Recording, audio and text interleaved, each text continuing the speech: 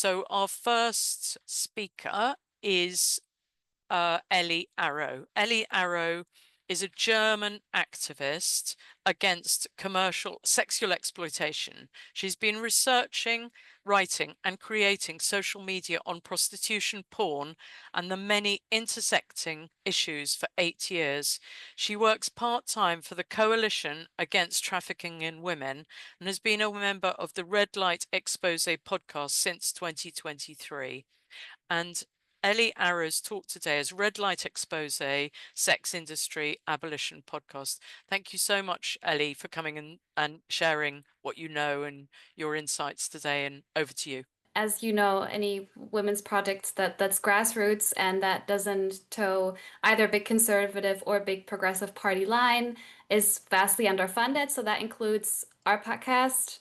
This is our logo. We are Red Light Expose, and our mission is to both combat the idea of sex work as work. This is empowerment, economic development, and like careers for women, that harm denialism, as well as the still very powerful old story around the sinful woman corrupting society, and it's anything bad that comes out of the sex industry is just the fault of women making poor decisions. So we're not in either of those camps. And when I say we, I just want to introduce you to the other women on the team. So we strive to be international. We are present across 3 continents. We did make an effort to connect with our sisters in the global south. That has been more tricky due to time zones and due to language barriers and due to sometimes the lack of digitalization in some countries. So we originally had someone from South Africa with us, and then some of you working with South Africans, you might know there's a lot of rolling blackouts, and so she wasn't able to participate. So what we do is try and bring on those voices as guests. So when we do an episode, it's going to be one of us and a guest, or it's going to be 2 or 3 of us having a discussion. And even though we're from all these different backgrounds, and like I said, talking to women from even more countries at other times, we find how much we have in common. That's really it. And most of the team are survivors of the industry themselves: prostitution, porn, stripping, human trafficking, the many, many gray areas between all those things. But then myself and Savannah Severn, we grew up in porn cultures and we lived the ripple effects of that. So we don't come from an explicitly, survivor perspective, but we had the industry touch our lives in different ways. And we, pay attention to the developments in our respective countries, what's happening to women inside and outside the trade, and we understand how fluid those boundaries are. Because, I mean, I struggle to find a young woman where somebody hasn't tried to recruit her in some ways into the industry. So if we haven't been recruited, we've had to resist the recruitment in some way. And yeah, we talk about a huge range of issues. We tried to make this little graphic to just, yeah, visualize what it is. We talk about the links between all these things. You can see in the middle, we have the pillars of all of this. I guess one word that's not there, but probably should be, is men, because we have all this attention on the women who are in the public, the women on OnlyFans, the women in so-called sugaring, which we think is just another euphemism for prostitution. But we don't see who runs those websites, who runs the porn sites, who's behind the camera, who are the boyfriends and criminal gangs and organizations. In my case, Germany governments making money from all of this. So that's something we want to highlight, and that we do in our episodes. And of course, we understand this can get really, really dark. And it has to be, because we don't want to sugarcoat, but we do strive and have an episode now and then to talk about, both on a personal level and a societal level, what has worked, what have women seen in terms of how they've managed to come from a place of being paralyzed and traumatized into being able to speak out, help others, organize, as well as how have women managed to achieve political change in their countries against huge amounts of pushback. And we realize there's a long, long, long history. Abolitionism starts with the first wave of feminism. It was never popular. Men have always hated it. I think it was Josephine Butler used to be like chased down the street or been tried to set fire to rooms where she was trying to speak publicly. I believe I've read it, it went as bad as that. So I mean, when we do in-person events, we sometimes need security as well, especially for the survivors. That's a big issue over here in Germany. And but what doing the podcast enables us to do is each woman is, in the comfort of her home. We pay for the tax, so everyone has a semi-professional setup, and we can, from the comfort of our home, speak to each other about these things. And it's whatever a given member of the podcast feels like is an urgent issue to her, that's what we make those episodes about. And just to show you, here are some episodes that we've published. These are just 10 out of 24 that are available on every major podcast site for free. They go between an hour and a half. And we talk about things like the sex for rent issue, that we don't call it prostitution. I mean, sex for rent is a wild term anyway. The mass predation of landlords on women struggling to pay their rent, struggling to find affordable housing, and how that bleeds into the commercial industry. Also, how it connects to these big name cases we hear about, the Andrew Tates and the Neil Gaimans. I don't know who's been following the Neil Gaiman case. He is now actually being accused in court of human trafficking.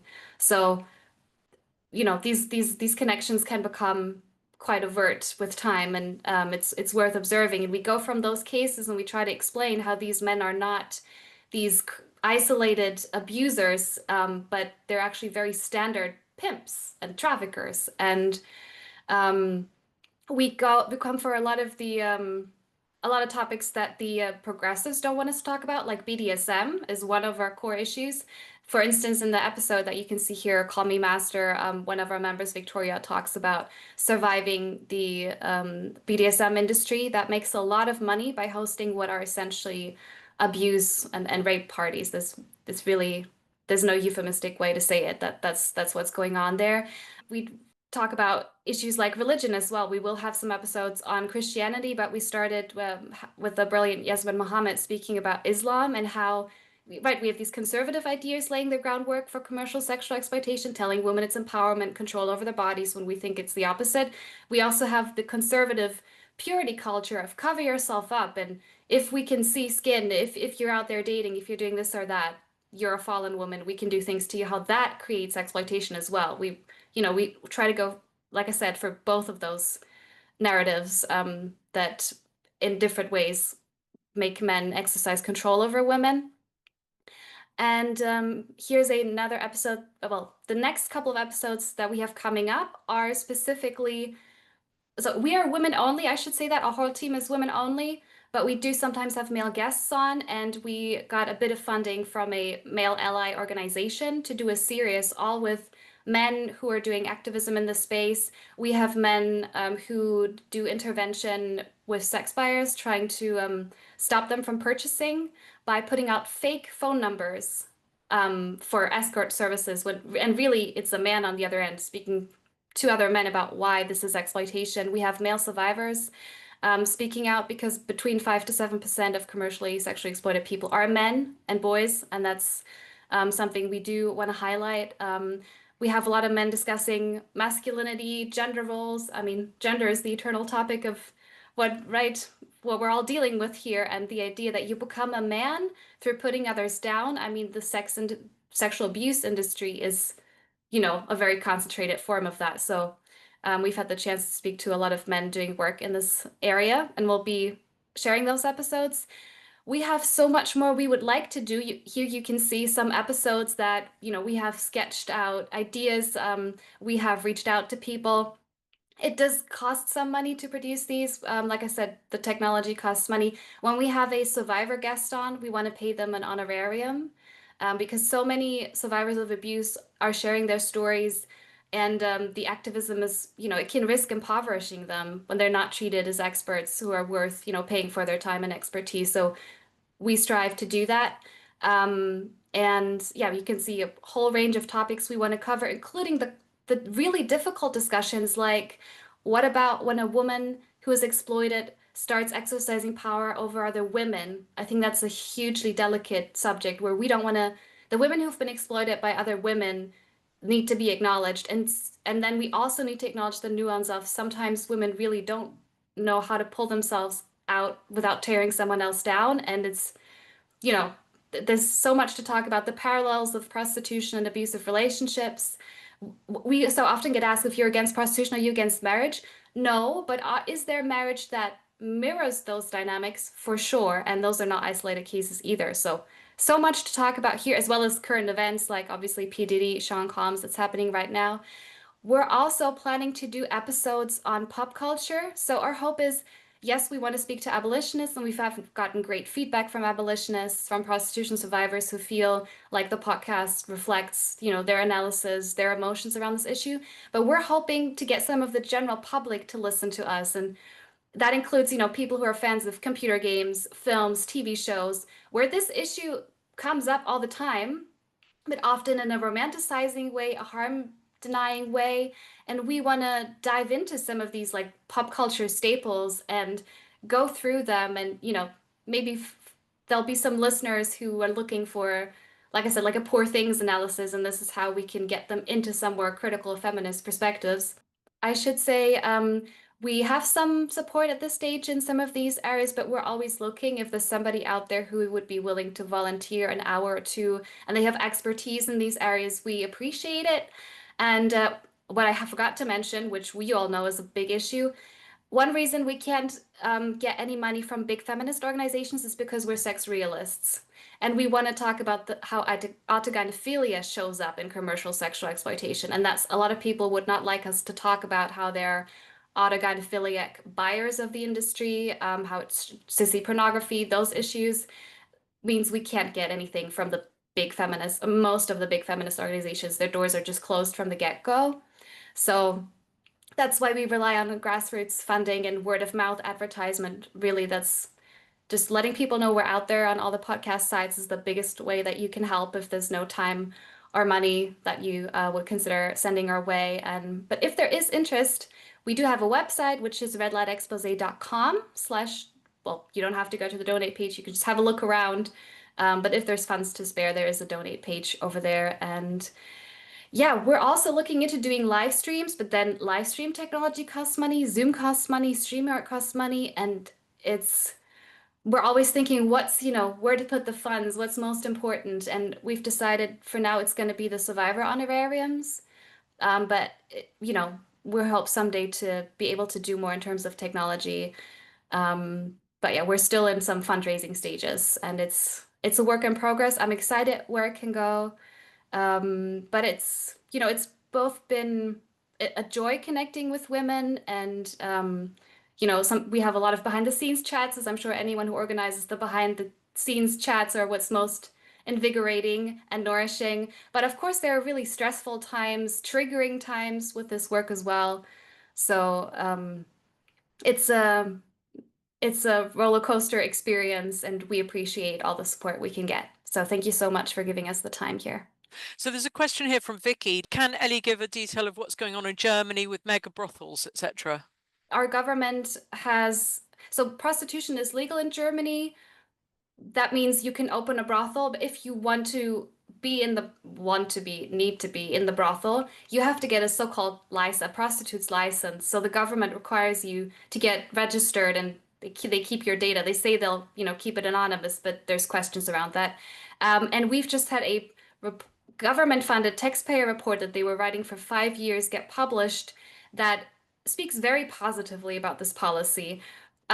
It's 600 pages. I'm on page 200. It's a very upsetting report with a lot of awful myths around the industry, just repeated. While they keep saying, we don't actually know how many women are registered, how many are operating illegally. We don't actually know how many brothels are operating legally, because a black market actually continues. Just because you have legal brothels doesn't mean all the illegal ones close down. There's a variety of tactics that brothel owners use to stay active and fly under the radar. They'll pop up brothels in an apartment over here for a couple of weeks and they close down, move somewhere else. There's still so much of that going on. There is among even just the registered women, twice as many Romanian women than German women. Anyone who claims this is not about poverty, deprivation, I feel like that by itself disproves that. And but what we can't know, because this industry really wants to stay in the twilight, and I think it's impossible to drag it out of the twilight as much as German lawmakers try to do that, is we will never fully be able to prove how much is Trafficking, we're still struggling to convince people that even if she doesn't have a trafficker, if the pimp is poverty or addiction or trauma, to get people to be compassionate about that. That's what we're really trying to do with the podcast, but it's very much of a work in progress here in Germany. And our government just said, even if you're like, oh, the report is driving me crazy. They're saying things like, even if you have a mild developmental disability, as long as you don't have a legal guardian, you can give informed consent. We've heard about informed consent to so-called sex changes. There's parallels here with the prostitution industry, with very young, impoverished, traumatized people are told you're making a decision and you are aware of the risks. And here you is your prostitute license. Go to the legal brothel. It'll supposedly be safe. When survivors tell us that every kind of crime under the sun happens in legal brothels as well as the still flourishing illegal system.